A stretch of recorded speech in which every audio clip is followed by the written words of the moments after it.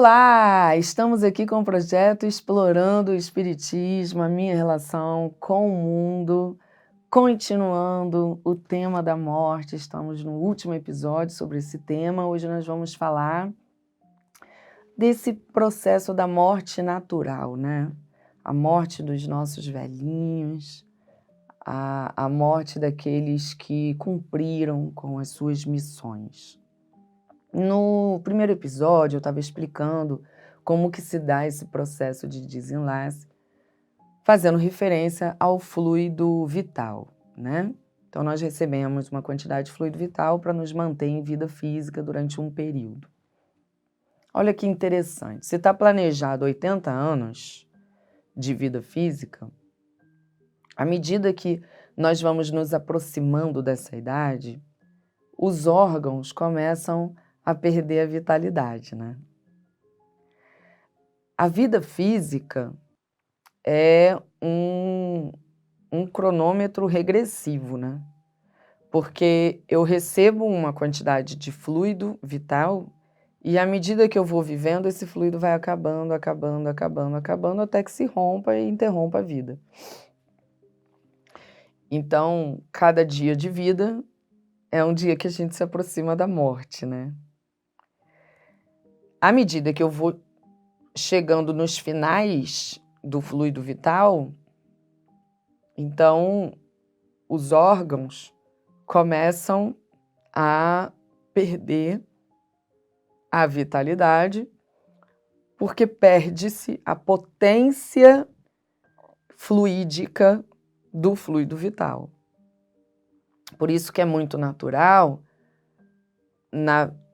nessa fase idosa, né, na velhice, o nosso corpo começar a falhar em alguns funcionamentos que em momentos anteriores da vida funcionavam bem. E, a depender da predisposição de cada um, das nossas memórias orgânicas que estão no perispírito por causa de práticas de vidas passadas ou até das práticas dessa vida, você tem a predisposição de começar a ter problemas com alguns órgãos e eu com outros. A depender da nossa história, dos nossos registros, do nosso estilo de vida nessa encarnação e da própria experiência que foi planejada para a gente ter. Então, tem idosos que desencarnam dormindo e que, sim, passaram os seus últimos anos com limitações, mas não desenvolveram doenças agressivas. Ora estava ali no hospital resolvendo uma coisinha, ora estava ali, mas não precisou vivenciar a experiência de uma doença agressiva, de tratamento agressivo. Tem outros que precisam, né, que passam por essas experiências mais agressivas. Então, tudo depende da proposta evolutiva de cada um de nós. Pode ser que eu precise vivenciar uma experiência que vai desenvolver em mim ainda aptidões e você não precisa vivenciar essa experiência. Você precisa vivenciar outra porque tem que ser provocado em outras aptidões. Então, eu sempre costumo falar com amigos, né, pessoas próximas que me procuram em momentos de como que se diz, de despedida, né, dos seus velhinhos. Eu sempre costumo dizer assim, por mais que eles estejam vivenciando uma experiência dolorosa por causa da falência dos órgãos ou doenças que estão sendo administradas ali com muita luta, é uma oportunidade ainda evolutiva desse espírito. E é melhor que Deus é tão misericordioso, né? Que ele diz assim, meu filho, aproveita esses últimos instantes que você está aí. Já já você vai desencarnar. Esses últimos instantes pode se referir a semanas ou meses ou alguns anos mesmo. Aproveita esses últimos instantes dessa encarnação para já maturar algumas coisas que você consegue, dá para fazer agora. Não leva isso para a próxima encarnação, porque aí quando você desencarnar, você já vai ter se libertado disso. Você vai estar mais maduro. Não vamos fazer uma outra encarnação só para essa partezinha aqui, você vivenciar desafios que você não precisa vivenciar lá na frente. Vamos resolver isso agora. Entende? Então é um momento não da gente se revoltar e de acharmos que Deus abandonou nossa mãezinha, nosso paizinho, nossa vozinha, nosso vozinho. Não. É o momento de entendermos que Deus está ali presente, provocando nesse irmão que a gente ama. Mais um passo de desenvolvimento que vai libertar ele das amarras, das chagas que ele não precisa levar. E é melhor que ele vivencie isso agora. Porque aí quando ele desencarna, ele tem um momento dele de refazimento, de repouso, de receber amor, carinho dos irmãos que estão lá, ao lado deles, amando, né? E aí eles depois vão dar continuidade ao processo de desenvolvimento deles, porque quando a gente desencarna, a gente continua aprendendo, né? Até que um dia ele tenha de novo a oportunidade de reencarnar. Se eu vim, e aí a gente, né, sabe, sempre que a gente vem com uma missão. E qual é a missão? Independente de qual é a missão, toda missão é evolução. A sua missão nessa encarnação é desenvolver algumas maturidades que você está sempre sendo provocado a desenvolver. Pode perceber na sua vida como tem experiências padrões. É porque o foco dessa vida é você desenvolver essas questões. Então, foca na sua missão. Cumpriu a missão, por que você vai ficar aqui? Por que vai ficar? Vivendo desafios, convivendo com pessoas imperfeitas. Não precisa mais, se liberta. Vai. Aí a gente fica aqui, não, mas eu quero que minha mãe fique, eu quero que meu pai fique, eu quero que essa pessoa que eu amo fique. Para quê? Só para te satisfazer? Não é egoísmo isso? Se ele honrou com o compromisso de estar aqui, se ele deu o passo de maturidade que ele veio dar, liberte-o, deixa ele ir, sentir o amor e a fraternidade das esferas superiores. Deixe esse processo da morte vir. E ao invés de você ficar segurando aquele irmão para ele ficar aqui atormentado, sentindo dor e sofrendo, porque o corpo dele não consegue mais reagir, porque não tem mais fluido vital para isso, você vai ajudá-lo a fazer essa passagem com equilíbrio.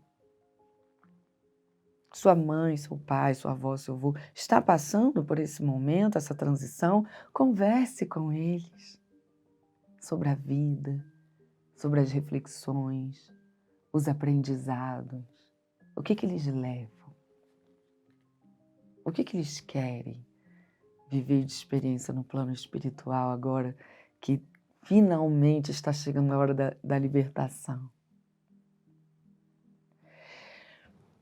O processo do desenlace natural pode ser mais ou menos doloroso a depender da maturidade moral de quem está vivendo esse processo. Então, quanto mais materialista eu sou, o que é o materialista, tá? Porque às vezes a gente acha que o materialista, esse termo que a gente usa do materialista, é o cara da ganância, né? Da ostentação, da gula, da vaidade, né? Tudo. Não, não. O materialismo não necessariamente é isso. Ele é o apego à vida na Terra. Ele é o apego à vida na Terra. Então, pode ser até uma pessoa super simples em termos de remuneração, de status. Pode ser uma pessoa super simples, humilde, mas ter apego à vida na Terra, ter medo de morrer, ter medo de se distanciar das pessoas. E aí, esse apego faz com que eu não facilite o processo de desenlace. Então, sempre que a gente já está chegando ali nos finalmente, né, dessa vida física, a espiritualidade maior estará ao nosso lado. Eles estão ali, fazendo o desenlace fluídico do perispírito com o corpo físico, desvinculando ali, desligando alguns órgãos, aí vai desapegando, aí vai separando espírito de corpo, aí daqui a pouco vem o último desenlace, num sopro, a pessoa se liberta. Mas quando a espiritualidade está lá, fazendo esse desenlace, e eu estou lá, assim, não quero morrer, eu não quero morrer, eu não quero morrer, eu atrapalho. Porque a minha liberdade de escolha manipula fluido. Entende? Então eu atrapalho. E às vezes eu fico acamado em estado vegetativo por causa desse apego. Ah, então toda situação em que a pessoa está em estado vegetativo é isso? Não, não. Existe propósitos diferentes para as mesmas experiências. Então tem espírito que é levado a um processo vegetativo para, em espírito, ter a experiência de estar vinculado a um corpo sem a vitalidade do corpo físico, mas a consciência de espírito continua em vida, vivenciando aquela experiência. Então, cada caso é um caso. O que eu estou dizendo é que, a depender do apego que você tem, como não tem mais fluido vital suficiente, você não consegue dar vitalidade ao seu corpo físico, mas você fica preso ali. Por isso é muito comum pessoas que estão doentes ali, numa situação muito grave, elas dão uma melhorada, né? Alguns acho que usam o termo melhora da morte, acho que é algo assim, elas dão uma melhorada. Aí a família, ufa, melhorou, ai, vai ficar tudo bem. Aí a nossa frequência eleva, né? Vem a alegria, vem o alívio, aquele familiar que está lá sem se desprender daquela pessoa, se permite ir em casa tomar um banho, comer. A espiritualidade aproveita esse momento, porque todo mundo deu uma tranquilizada, né? Não está todo mundo ali vampirizando, fica, vive. Não, o pessoal deu uma respirada, a espiritualidade vem, opa, agora, nesse favorecimento de sintonia, vamos concluir o desenlace, pum, aí a pessoa desencarna. Por isso que é muito comum. A pessoa melhora e vai, né? Impermanências. A gente vem para aprender. Quando a gente aprende, não tem sentido mais ficar aqui. E o interessante é que tem gente que cumpre com essa missão cedo. Não recebeu uma missão que vai levar 80 anos, recebeu uma missão que 15 anos é o suficiente. Que 20 anos, 30 anos. Então a gente tem que saber viver sabendo que tudo pode acontecer, porque tudo é impermanente, porque tudo tem um objetivo. E se esse objetivo é alcançado, não faz mais sentido a permanência. Com tudo que nós refletimos durante esse mês, o que fazer com isso? Autorreflexão. Como eu estou levando a minha vida? Como eu estou cuidando do meu corpo? Como eu estou lidando com as separações? Com os riscos de morte daqueles que eu amo? Com as mortes efetivas daqueles que eu amo? Eu estou respeitando a decisão de Deus, eu estou respeitando a lei de amor, eu estou amando, eu estou favorecendo? Se coloca no lugar de quem está desencarnando. Existe um processo ali de tormenta, porque ele está transitando entre a consciência física e a consciência espiritual. Ele passa a ver espírito, ele passa a ter acesso a memórias antigas, ele mistura a percepção do agora com o espiritual. E além dessa perturbação natural, dessa transição, ele ainda tem que lidar com o seu apego. Né? Ele está cansado, cumpriu com a missão dele, ele pode ir, mas você está lá, fica. Não é egoísmo demais? Você não permitir que o outro se liberte, porque você não quer sentir dor, uma dor natural da vida, que é a despedida. Percebe como você está se destruindo e destruindo o outro. O seu sentimento é legítimo, é claro que a gente vai sentir saudade de quem nos faz bem, claro que a gente vai sentir falta de quem favorece o nosso dia a dia, através do amor, da troca. Mas é uma dor natural, porque ainda nos apegamos. Então, o que você precisa fazer com isso? Curar a dor e não aprisionar o outro.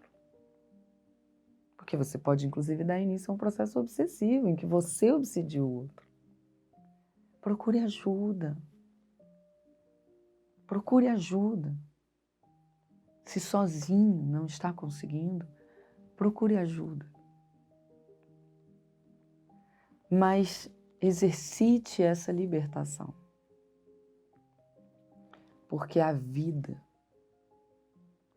não é laços de dependências. A vida é a soma de inteligências que constroem no amor. Então, ama, aceita, ajuda, torne mais fácil para o outro. Encoraje o outro a viver essa experiência. Alimente a fé dele. E liberta, deixa aí. Ele merece. Quanto a você, continue aqui, vivendo os desafios transformadores. Porque você veio para honrar com a sua missão. Concluímos aqui o tema da morte esse mês. Mês que vem a gente começa um novo tema. Até lá!